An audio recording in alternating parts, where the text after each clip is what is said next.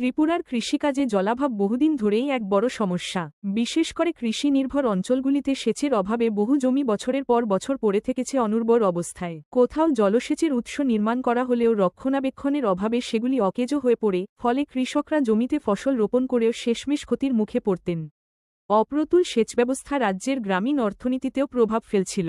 এই বাস্তব ছবিটাই বদলাতে উদ্যোগী হয়েছে বর্তমান রাজ্য সরকার। কৃষকদের দীর্ঘদিনের জল অভাব দূরীকরণের লক্ষ্যে ওয়াটার রিসোর্স দফতরের মাধ্যমে বিস্তৃত সেচ প্রকল্প হাতে নেওয়া হয়েছে, যাতে মাঠে মাঠে পৌঁছে যায় জীবনদায়ী জল। সোমবার সেই প্রকল্পের অগ্রগতি খতিয়ে দেখতে তেলিয়ামুড়া মহকুমার উত্তর গোকুলনগর এডিসি ভিলেজের মলসুম পাড়া এলাকায় সেচ উৎস নির্মাণস্থলে পরিদর্শনে যান ২৯ কৃষ্ণপুর বিধানসভার বিধায়ক ও জনজাতি কল্যাণ দপ্তরের মন্ত্রী বিকাশ দেববর্মা। সঙ্গে ছিলেন দফতরের আধিকারিকরা। পরিদর্শনকালে মন্ত্রী বিকাশ দেববর্মা জানান, কৃষকের স্বার্থ রক্ষাই আমাদের প্রথম লক্ষ্য।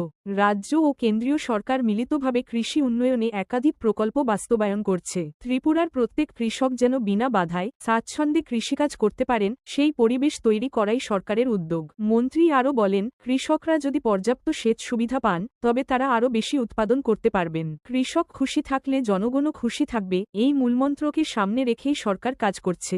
মলসুম পাড়ার যে জমিগুলো এতদিন জলসেচের অভাবে অনুৎপাদনশীল হয়ে পড়েছিল, সেই জমিতেই ফের প্রাণ ফিরিয়ে আনতে শুরু হয়েছে সেচ উৎসের নতুন নির্মাণ।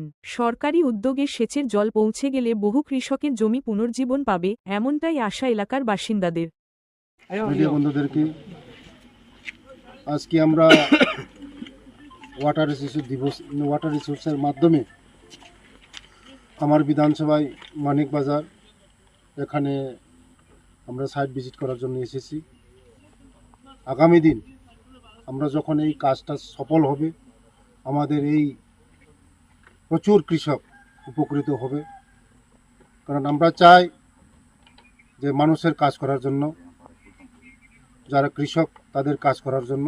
আমার সঙ্গে আছে এসি সাহেব, এক্সিকিউটিভ সাহেব, সবাই আছে।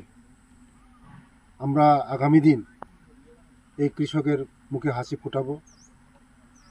দীর্ঘ আগে ২০-২৫ বছর আগে এখানে সাইট দেখেছিল, যারাই করেছে আধা কাজ করেছে, সাকসেস করতে পারেনি। এখন আমরা আমাদের এসি সাহেব আছে, এসডিও আছে, তারা অভিজ্ঞতা আছে ক্যানেলের মাধ্যমে কীভাবে জল নেওয়া যায়। আমরা এখানে প্রজেক্ট করে কিছুদিনের মধ্যে আমরা এই কাজগুলো আমরা ধরব। যদি কাজ শুরু হওয়ার পরে কাজ সাকসেস হয়, হাজার হাজার ফ্যামিলি উপকৃত হবে। কৃষকের উপকৃত হওয়া মানে বাজারের নিয়ন্ত্রণ করা। তার জন্য আমরা চাই, সরকার চায় কৃষকের মুখে হাসি